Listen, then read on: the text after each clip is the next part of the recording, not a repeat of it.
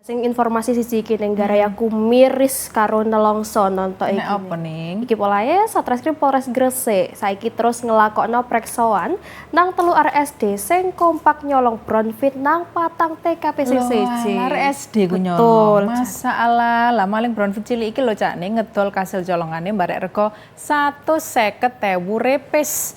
Motive gawe jajan ambek dolanan game. Wah, gak patut iki ning. Ojo sampai ditiru.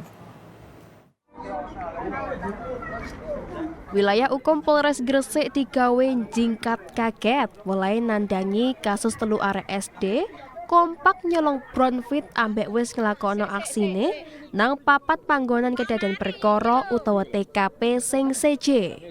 Untunge 3 maling bocil iki pas kepek tangan mehae dipongori warga. Pas warga geledah klambine nemokno akeh kunci kontake pirang-pirang macem Brownfit. Akhirnya 3 kepedek maling iki digawa nang Polres Gresik gawe dilakokno preksoan terusan. Dieruwi 3 arek SD iki kecatet warga Kecamatan Gresik. Polahe umure jek kepitung bayek gawe dadi maling. Akhirnya petugas nyeluk para wong tuane dewe-dewe. 3 arek sing duwe konflik hukum utawa ABH iki ngaku saksuwene iki nglakokno aksine nang patang TKP sing seje. Salah siji Brownfit colongane didol nang wong sing papaan nang Embong barek rego 150.000. Sauntara duit kasil ngedol Brownfit colongane digawe jajan ambek main game.